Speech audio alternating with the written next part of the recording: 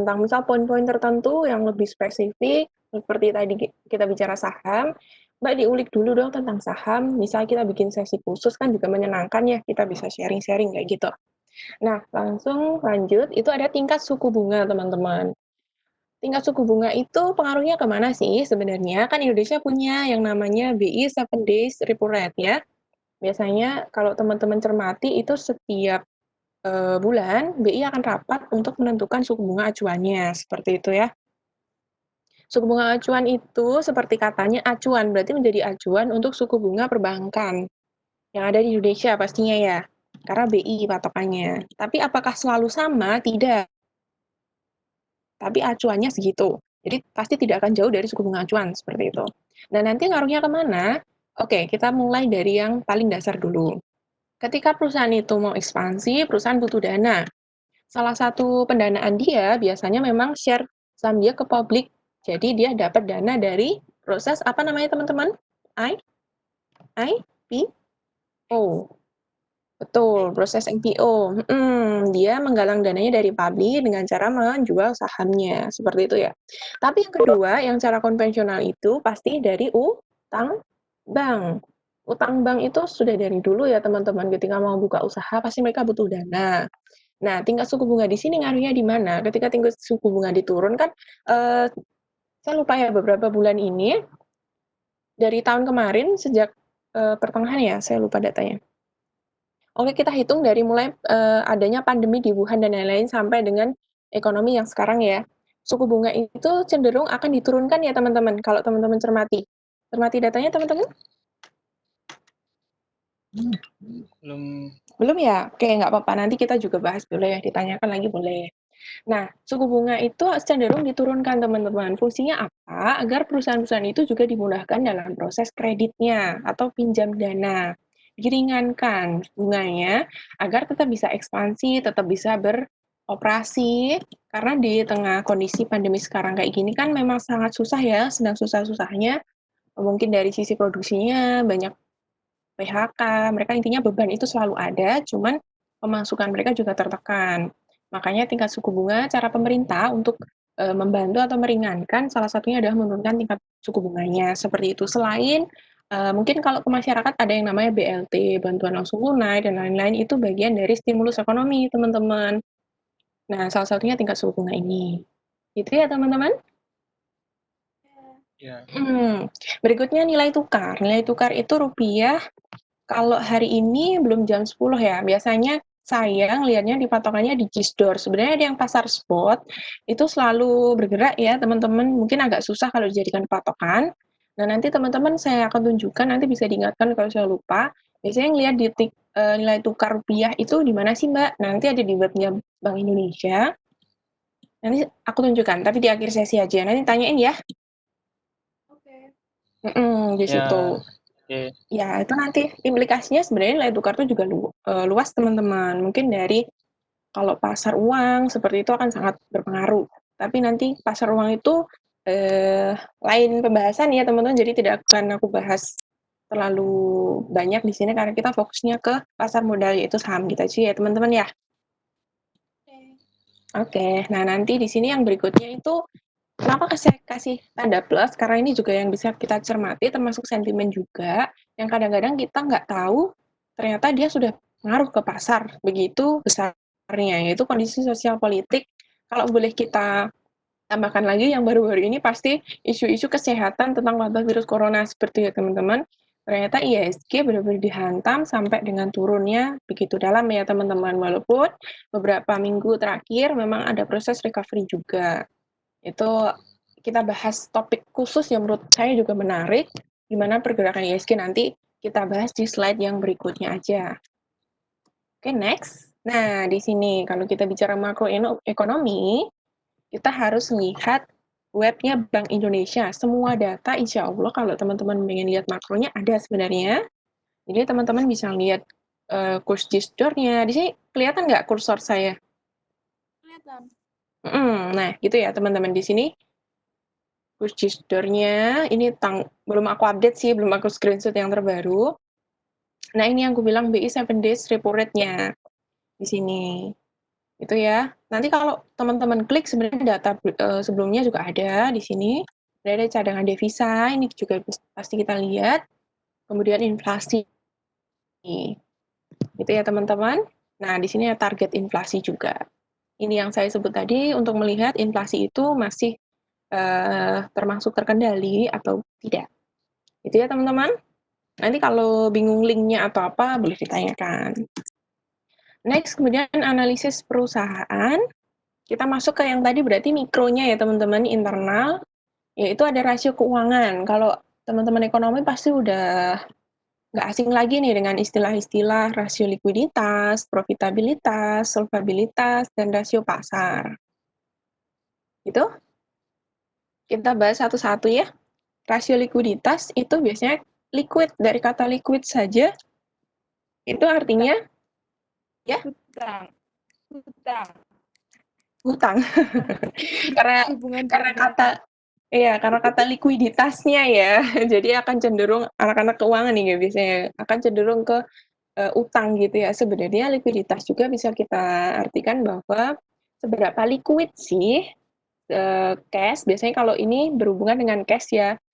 Kalau pernah dengar saham liquid itu apa teman-teman? Ada yang tahu saham liquid? Saham yang gampang diperjualbelikan. Betul. Atau secara transaksi dia besar. Besar. Iya, sangat mudah ditransaksikan. Betul, betul sekali itu. Tahu ya teman-teman. Nah, jadi likuiditas itu tidak mesti artinya utang. Jadi tergantung konteksnya, gitu ya. Tergantung konteksnya. Kalau di sini berarti dia kita seberapa liquid sih cash di suatu perusahaan itu, ada nanti cash ratio, ada current ratio. Nah, nanti kalau nggak akan aku bahas satu-satu karena akan panjang sekali, teman-teman. Nanti rumusnya atau bagaimana cara menghitungnya kita bisa kasih sesi tersendiri untuk bagaimana latihan lah istilahnya. Kita bedah laporan keuangan tuh boleh. Niatku seperti itu nanti next-nya. Kita akan bahas-bahas tentang rasio-rasio keuangan lebih dalam lagi. Nah, kemudian yang kedua rasio profitabilitas. Kalau dari katanya aja profitabilitas, maksudnya apa teman-teman? Tentang profit atau pendapatan. Keuntungan. Betul. Keuntungan, income, pendapatan, itu ya teman-teman. Itu biasanya, biasanya kita lihat melalui ada 3 poin utama, sebenarnya ada beberapa lagi, tapi aku ambil yang utama dulu. Itu ada ROE, pasti teman-teman juga udah familiar, return on equity. Betul. ROA, return on asset, NPM, net profit margin, betul. Seperti itu. Jadi ini juga 3-nya nggak akan aku bahas, nanti kalau teman-teman mau tanya juga boleh, atau mau bikin next khusus untuk bedah laporan keuangan, boleh juga, karena nanti akan panjang, dan kalau dicontohin juga lebih enak, kayak gitu ya. Tapi kalau profitabilitas sendiri, kalau kita lihat, selain tentang kita bahas laba atau income, sebenarnya untuk mengukur apa sih? Untuk mengukur perkembangan perusahaan. Ya.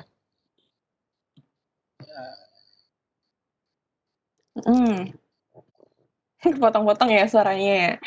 Jadi kalau kita lihat rasio profitabilitas, itu untuk melihat kemampuan perusahaan melunasi hutang jangka pendeknya. Ya, karena kalau kita lihat ROE, ROA, NPM itu dia sebenarnya aset-aset dia yang liquid. Jadi seperti kas nanti ada, seperti aset dia yang mudah dilikuidasi ada. Jadi di profitabilitas itu kemampuan perusahaan untuk membayar hutang jangka pendeknya bisa dilihat dari situ tingginya. Kalau ROE-nya kecil kan juga harus dilihat lagi ya, ROA-nya kecil harus dilihat lagi. Apa nih masalahnya?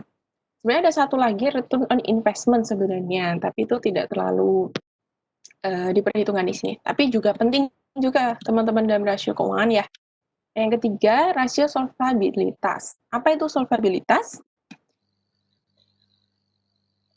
Kemampuan perusahaan untuk melunasi hutangnya. Hutang ditambahin jangka panjang. Betul, makanya di sini ada DER, Debt Equity rasio hutang terhadap ekuitas, gitu ya. Jadi dibandingkan rasionya berapa sih? Kalau rasionya makin besar, hati-hati. Ini perbalikan ya. Kalau ROE-ROA tadi kan makin bagus ketika rasionya makin besar. Tapi kalau DER makin besar harus hati-hati nih. Kenapa rasio DER-nya makin besar? Artinya utang dia dibandingkan ekuitasnya dia lebih besar utangnya. Gitu ya.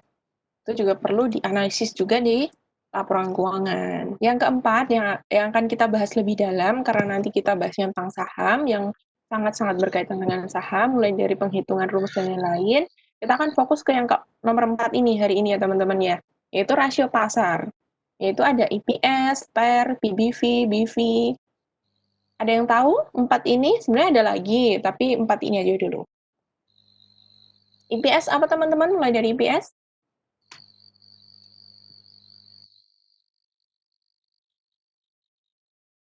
Gak ada suaranya. IPS itu ya? Ini apa? Laba per saham. Betul, laba. Ya. Earning per share, betul, laba per sahamnya. Betul. Terus ada PER, price earning ratio.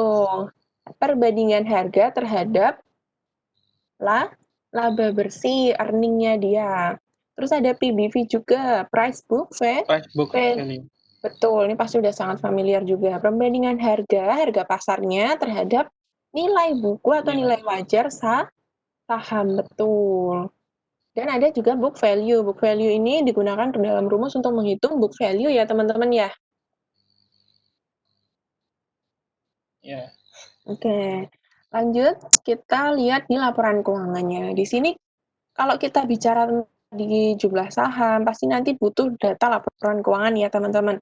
Bisa dilihat di catatan atas laporan keuangan. Di sini aku ambil contohnya Unilever. Nanti teman-teman bisa aplikasikan ke laporan keuangan emiten lain. Sebenarnya dari sisi struktur itu sama karena sudah ada istilahnya apa ya, standar pelaporan laporan keuangan itu setiap emiten itu dibuat sama. Jadi teman-teman nggak akan bingung nyari Mbak jumlah sahamnya di mana, modal ditempatkan di store-nya mana, terus berapa jumlah saham yang ada di bursa, maksudnya yang dijual di publik berapa, itu pasti ada dan strukturnya sama, betul. Itu ya. Untuk melihat modal sahamnya yang dijual di publik untuk saham Unilever per 31 Desember 2019 itu bisa dilihat di CALK atau catatan atas laporan keuangan. Dilihat di bagian modal sahamnya teman-teman. Ada tanda merah kelihatan? Ya. Ya, di modal saham, nanti bisa teman-teman cari di modal saham. Kemudian ada pemegang saham ya teman-teman atau shareholder atau bias stockholder sama aja. Di situ di modal saham beredar di Bursa Efek Indonesia atau nah teman-teman masih suka bingung outstanding share itu apa? Biasanya akan ditanyakan kalau aku kemarin biasanya di ujian BPP itu akan ditanyakan outstanding share bedanya dengan ini gitu. Jadi teman-teman bisa tahu outstanding share itu apa. Di sini berarti saham yang dijual ke publik melalui Bursa Efek Indonesia gitu ya. Di sini ada 7,6 miliar satuan penuh, gitu ya. Sampai di sini ada yang ditanyakan?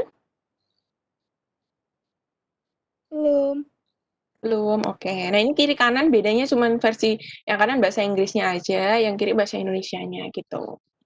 Oke, next kita untuk lihat laba bersih. Ini untuk penghitungan earning per share-nya. Teman-teman pasti juga udah familiar yang bagian laba bersih ini. Teman-teman sering pasti untuk ngerjakan tugas atau apa data-data yang ambil dari sini. Nah, sekedar review aja laba bersihnya kita bisa lihat di sini. Setelah penghitungan beban pajak ya teman-teman, jangan diambil sebelum ini sebenarnya sudah ada ketemu penghitungan laba di halaman sebelumnya. Cuman yang kita fokuskan adalah laba bersihnya yang di sini nih. 7,3 triliun. Lihat satuannya di sini dalam jutaan rupiah harus sangat cermat ya. Kalau cuma dilihat dari sini kan 7,3 juta. Tapi kalau lihat satuannya jutaan rupiah berarti tambah nolnya 6, 7,3 triliun seperti itu. Ini untuk laba Unilever per 31 Desember 2019. Nah, biasanya yang bagian sisi ini perbandingannya teman-teman untuk yang tahun 2018. Nah, sebenarnya tanpa kita menghitung pun, EPS ini sudah ada nih di sini penghitungannya laba bersih per saham dasar ya. Jadi bukan yang up to date. Maksudnya kalau kita lihat di RTI sebenarnya itu beda lagi karena udah ada rilis yang kuartal 1 2020 ini udah rilis juga. Ini ada 969 per saham. Gitu ya. Oke. Oke, bisa lanjut? Bisa. Bisa. Oke, next ya. Nah, masih kita bicara seputar Unilever, itu pertama kita earning per share dulu, harus tahu cara menghitungnya gimana. Karena sebenarnya kalau kita bicara, Mbak, data yang cepat nyarinya di mana ada, tapi seenggaknya perhitungan dasarnya kita tahu ya. Seperti namanya, earning per share, jadi perbandingan laba bersih dibandingkan dengan saham yang beredar. Share, saham yang beredar. Laba bersih dibagi saham yang beredar. Tadi, earning per share-nya, laba bersihnya berapa teman-teman Unilever? 7,3 triliunan ya. Ini langsung aku bulitin aja komanya, dibagi dengan yang ini. 7,6 miliar saham beredar ya. Oke. Oke. Di sini ini adalah 969 rupiah untuk akhir tahun 2019. Jadi update-nya untuk sampai kuartal 1 belum. Oke. Baru untuk menghitung price earning ratio. Seperti katanya, price perbandingan harga terhadap earning per share-nya. Earning per share-nya tadi kita dapat 969, tapi lihat catatan. Tanggal 2 Januari 2020, Unilever stock split 1:5. Ada yang beli sahamnya Unilever kemarin? Saya enggak. Nggak apa-apa. Nah, itu akan mempengaruhi ke penghitungan PER-nya juga dan EPS-nya juga. Kalau EPS berarti tinggal dibagi 5 aja kan ya? Karena dia stock split dari 1 saham menjadi 5 saham. Maksudnya tinggal istilahnya dia jumlahnya aja yang dipecah gitu ya teman-teman ya. Tapi secara value sebenarnya sama. 5 saham dibanding 1 tadi itu sama. Jadi earning per share yang ini Rp969 ini tinggal dibagi 5, ini ketemu EPS-nya, earning per share-nya ya teman-teman. Jadi nggak aku tulis di sini karena sebenarnya udah gampang aja sih, tinggal dibagi 5 kayak gitu. Nah, ini 8.200 itu harga saham Unilever per tanggal 10 kemarin. Jadi hari ini kalau open market udah bergerak lagi nih dia ya. Yang kemarin tanggal 10, closing-nya di 8.200. Untuk mencari pair-nya, kita tinggal bagi 8.200 harga pasar Unilever pada saat itu yang pengen kita cari dibagi dengan earning per share-nya yang sudah dibagi 5 karena dia stock split ya. Dapatnya 42,31 kalinya. Jadi earning-nya dia dibandingkan dengan harga itu ada 42,31 kalinya. Mbak, kok tinggi sekali? Nah, nanti akan aku kasih perbandingan gimana melihat sebenarnya gini, ada yang beranggapan perbandingan PER, PBV itu tidak mencerminkan aslinya tuh bisa. Makanya nanti akan aku lihatkan beberapa data yang ada di IDX di sini nih teman-teman. Tapi nanti ya. Oke. Iya. Balik lagi ke PER. Jadi sampai sini sudah paham ya teman-teman? Penghitungannya price to earning ratio? Sudah. Oke, insya Allah. Nah, masuk ke, sorry, aku kecepatan nggak? Ini aku udah bener-bener mencoba agak pelan nih. Enggak kok. Nggak ya? Enggak kok. Iya. Oke. Ini yang kita Mbak ngelihat ekuitas perusahaan di mana? Di sini, di laporan posisi keuangan. Kalau dulu bahasanya neraca ya. Sekarang kita sebutnya laporan posisi keuangan. Kita harus hati-hati juga dalam satuannya apa nih ya dalam jutaan rupiah. Jadi di sini tidak satuan penuh ya. Tinggal ditambahkan nolnya 6. Ini jumlah ekuitasnya di sini per 31 Desember 2019 itu ada 5,2 triliun ekuitasnya dia. Nah, kalau nanti lihat yang update, ini data per 31 Maret 2020. Artinya kuartal 1 2020 itu udah keluar jumlah ekuitasnya naik ternyata 7,2 triliun ya di sini ya 2020 ya. Iya. Ini nanti ngaruhnya kemana? Ke penghitungan PBV-nya. Makanya di RTI itu PBV-nya beda dengan yang kalau kita penghitungannya pakai yang 31 Desember. Nanti aku kasih Teman-teman udah tahu aplikasi RTI kan ya? RTI Bisnis.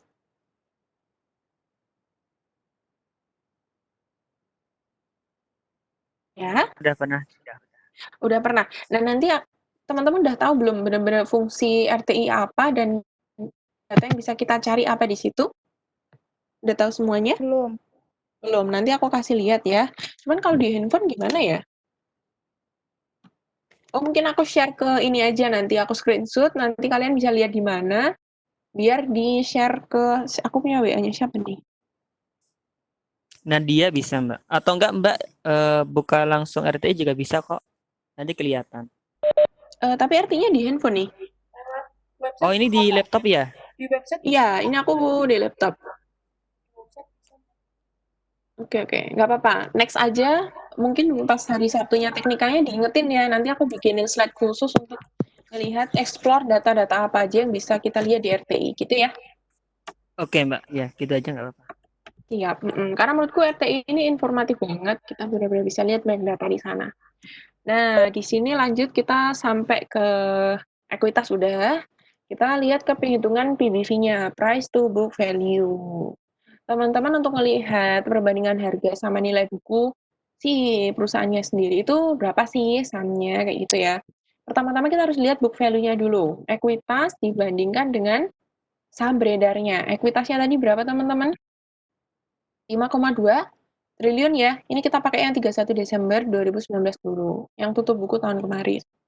Nah, di sini. Jadi kita lihat, hati-hati, stock split-nya tetap harus kita hitung. 5,2 T dibagi 7,6 miliar ya. Itu dapatnya 694. Kemudian dengan harga closing kemarin 8.200 dibagi 694 dibagi 5. Ini harus kita bagi dulu. Ketemu book value-nya 59,03 kalinya. Jadi, perbandingan harga pasar sekarang ini dengan nilai buku per sahamnya dia sebenarnya itu 59,08 kalinya. Kalau secara kasat mata kayak gini, mahal apa murah, teman-teman?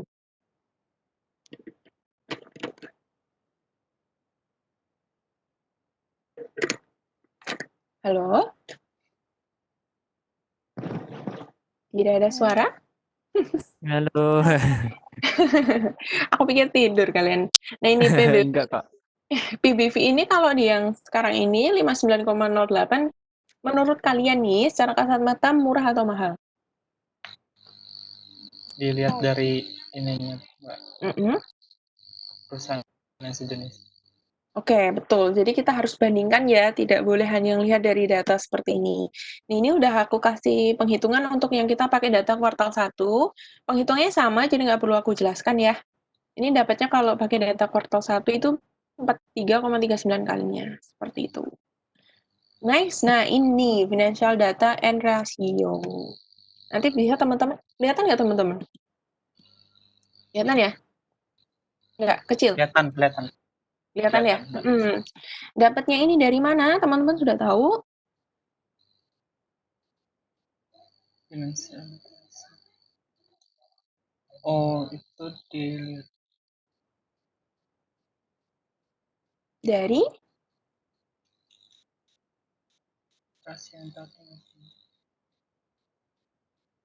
dari dari IDX teman-teman datanya. Nanti aku kasih lihat juga biar teman-teman tahu ya. Mbak nyari data ini di mana gitu ya. Iya, Mbak. Oke. Nah, ini sebenarnya Unilever penghitungannya sudah ada, cuman kadetnya itu ini datanya aku ambil yang April ya teman-teman ya. April, jadi belum update seperti penghitungannya yang atas tadi.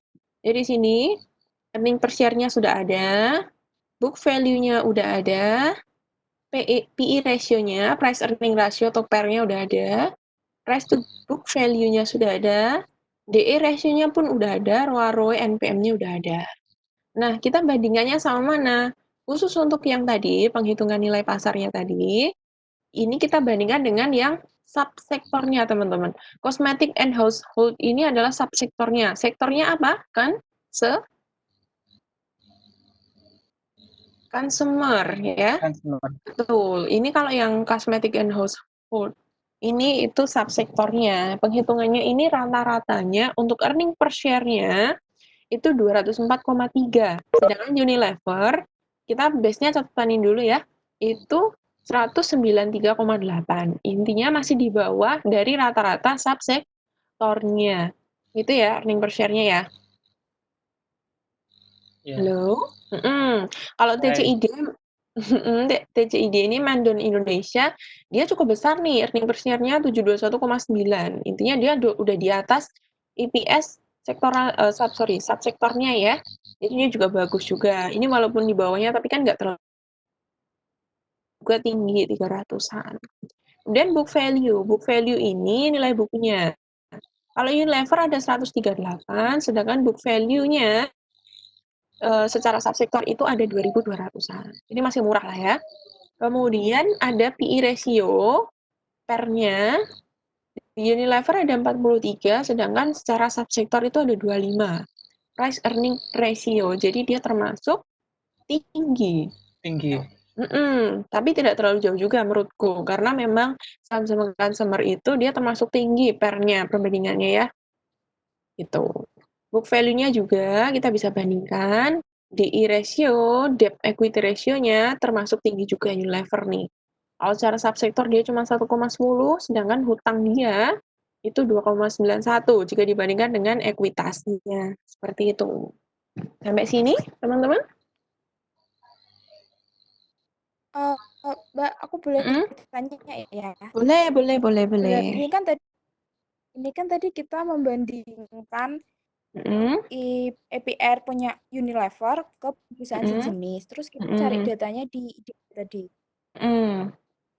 Nah, ini kan ada kira-kira 6 perusahaan yang ditampilkan. Berarti secara Betul. tidak langsung perusahaan sejenis Unilever itu rata-rata hanya 5 perusahaan. Atau sebenarnya lebih, tapi yang dimasukkan hanya itu. Oke. Secara subsektor, kalau kita bicara subsektor itu perusahaan yang sektornya ini, kalau kita lihat di sini cosmetic and household ya. Dia Iya. perusahaan kosmetik dan alat-alat rumah tangga atau keperluan rumah tangga. Di situ yang paling mirip dikumpulkan jadi satu subsektor namanya cosmetic and household. Di situ termasuk Kino, KPAS, MBTO, MRAT, TCD, Unilever. Itu memang yang benar-benar mirip di situ. Tapi kalau secara consumer yang memang dia memproduksi barang-barang konsumsi itu kan banyak banget ya. Kayak Iya. itu sebenarnya banyak sekali. Nanti aku kasih lihat datanya juga kalau kita lihat dalam satu sektor maupun subsektor. Perbandingannya nanti ini beda lagi. Kalau dalam satu sektor nanti beda lagi. Gitu ya.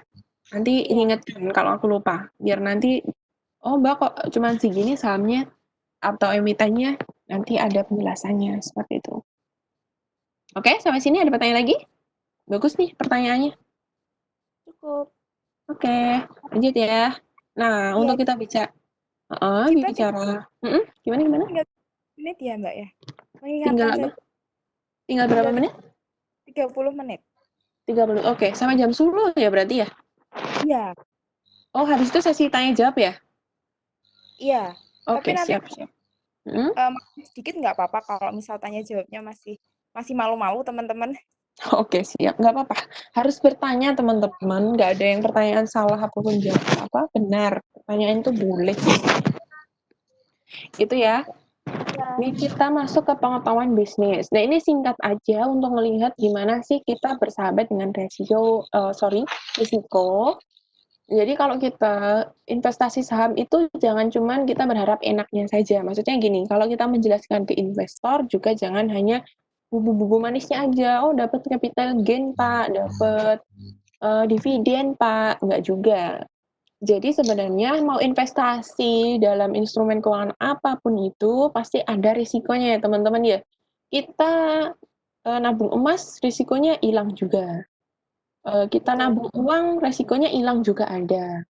Maupun di mana walaupun tapi semuanya sekarang kan sudah ada yang namanya secure systemnya. Kalau di bank ada yang namanya LPS, lembaga penjamin simpanan. Jadi kita benar-benar sebenarnya investor maupun yang punya dana itu dilindungi. Nah, kalau kita bicara tentang makroekonomi, pengetahuan bisnis itu juga penting, teman-teman. Jangan kita investasi saham yang kita nggak ngerti perusahaan itu bergerak di bidang apa. Jadi, kalau kita lihat kurvanya, semakin tinggi pengetahuan bisnis kita, artinya risiko yang kita dapat makin tinggi. risiko pasarnya ketika makin tinggi tidak akan sebanding dengan pengetahuan. Jadi kita harus nambah pengetahuan bisnisnya, teman-teman. Itu tadi yang perlu kita note benar-benar itu harus dilihat bisnis apa yang kita paham. Jangan sampai kita investasi saham nggak tahu bisnisnya apa. Kalau aku bicara NFCF, ya itu teman-teman tahu nggak itu perusahaan apa? Nggak tahu. Kalau aku bicara Unilever, teman-teman tahu nggak? Tahu. Nah, gitu. Jadi jangan ngikut-ngikut kalau misal gini, Mbak Ari, walaupun analisisnya nyaranin apa namanya tadi? NFCF, terus aku beli. Kayak gitu keputusan bener apa enggak? Enggak, karena kita nggak tahu apa itu. Betul, keputusan seperti itu sebenarnya keputusan yang sederhana tapi sangat penting, teman-teman. Kalau teman-teman cuma ngikut sana sini, kan banyak yang ngasih saran, nggak cuma aku. Banyak akun-akun Instagram maupun ya grup WA yang ngasih saran, teman-teman diskusi, tapi teman-teman cuma ngikutin aja tanpa tahu sebenarnya aku tuh ngikutinnya ke arah mana sih. Itu juga salah, teman-teman. Paling enggak cari tahu dulu perusahaannya apa. Seperti itu ya. Ya. Itu penting banget. Oke, kemudian ini, slide-nya gede banget. Nah, ini aku ilustrasikan ketika kita punya uang 500 juta dibelikan apa. Ini terinspirasi, nggak tahu, kayaknya angkatannya Ibnu atau temannya Ibnu, lupa, yang tanya, Mbak kalau aku punya uang sekian juta, ya mungkin yang pertanyaan aja atau tugas, pernah dikasih tugas, kalau kamu punya dana sekian, kamu investasi sama apa aja gitu nggak? Dulu. Udah dapat? Nggak, belum. Ya? Itu kayak kelasnya Pak Agus kalau nggak salah, tapi aku jujur juga belum pernah diajar Pak Agus sih secara di kelas gitu ya. Itu ditanyain, kalau kamu punya dana sekian, kamu investasi saham apa aja. Pertama yang harus kita cermati adalah tujuan investasinya, teman-teman. Kita tujuannya itu apa sih? Jangka pendek apa jangka panjang? Kalau jangka pendek, jangka panjang buat apa nih? Itu boleh buat jangka panjang. Kalau jangka panjang biasanya kita lebih cenderung ke investing ya, teman-teman ya.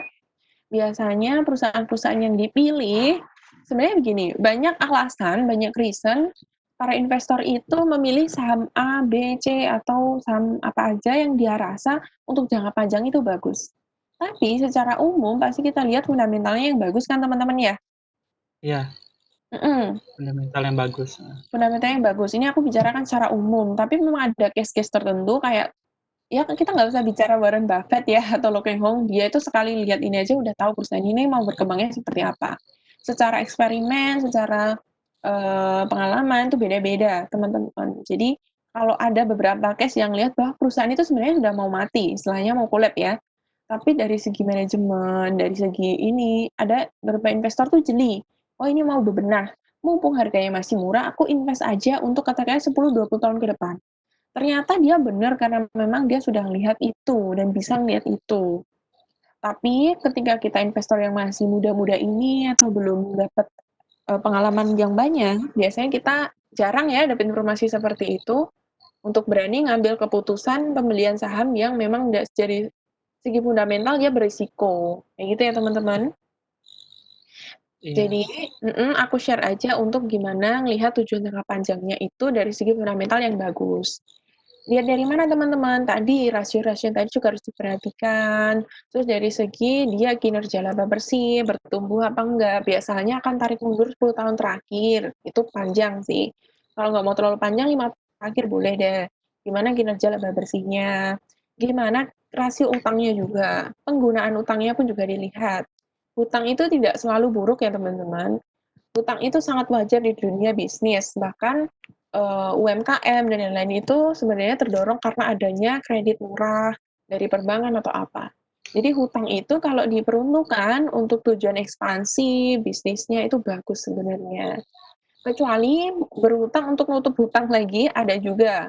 Beberapa perusahaan case-nya dia mau bikin global bond atau dia surat utang, atau biasanya teman kenal obligasi gitu ya, itu hanya untuk melunasi beberapa hutang yang terdahulu.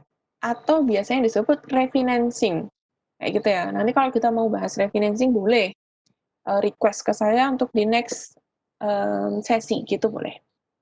Nah, kita udah bahas untuk yang jangka panjang. Kalau jangka panjang buat kita-kita nih teman-teman, boleh pilihlah saham-saham yang masuk LQ45 tuh bisa jadi pilihan, jadi opsi ya teman-teman. Itu dia secara market cap-nya memang besar, secara likuiditasnya juga bagus. Dia termasuk saham-saham liquid, sorry. Terus dia bisa dikategorikan blue chip, kayak gitu ya. Kinerja perusahaannya juga harus dilihat. Nah, tapi jangan hanya pilih yang LQ45. LQ45 itu disaring lagi teman-teman dari kinerja laba bersihnya seperti yang tadi saya sampaikan, seperti apa. Kalau mau lebih dalam lagi, bisa dilihat dari sentimen-sentimen sekarang ini. Kalau mau masuk misalkan perusahaan, ya katakan Unilever lah. Tapi kemarin tidak ada isu PHK gitu ya teman-teman ya. Jadi masih oke lah, secara sentimen dia bagus, secara kinerja masih bagus, dia masih cetak laba, itu masih boleh dipertimbangkan untuk kita masuk investasi jangka panjang di sana. Masuk lanjut ke jangka pendek. Jangka pendek itu kita dapat income-nya pasti dari capital gain, betul, dari trading, jual beli. Bisa daily, bisa mingguan, bisa bahkan menitan tuh bisa. Kita biasanya kalau aku trading biasanya sekarang beli nanti langsung pasang jual di harga berapa gitu bisa, teman-teman. Tapi yang dibutuhkan itu kan pasti waktu ya, need time untuk kita mencermati bagaimana pergerakan sahamnya. Dan juga tadi untuk jangka panjang pasti yang diharapkan capital gain sama kenaikan harganya juga, seperti itu. Itu ya untuk tujuan investasi. Kemudian yang kedua, kita harus melihat kondisi. Kondisi di sini pasti kondisi marketnya gimana, sentimen ekonominya, domestik maupun internasional gimana. Kalau internasional mungkin agak luas, nggak apa-apa. Aku akan persempit untuk bagian domestiknya aja. Kalau kita melihat krisis sekarang ini sebenarnya bukan krisis sih, katakanlah pandemi ya. Seperti ini kan banyak sektor yang terdampak, tapi juga banyak sektor yang justru diuntungkan, teman-teman. Apa sektor-sektor yang diuntungkan nih kira-kira sejak adanya pandemi? Telekomunikasi. Komunikasi, terus penyedia jasa layanan internet, betul, media, seperti itu ya teman-teman. Ya? Ya. Nah, itu justru diuntungkan karena sejak adanya work from home, pasti kebutuhan internet, layanan komunikasi digital itu sangat-sangat meningkat ya. Kayak ini kita pakai Webpack ini sekarang sudah berapa banyak orang yang pakai Webpack, pakai Zoom, sampai kemarin ada kebocoran data dan lain-lain, seperti itu. Sebenarnya era-era beralih ke digital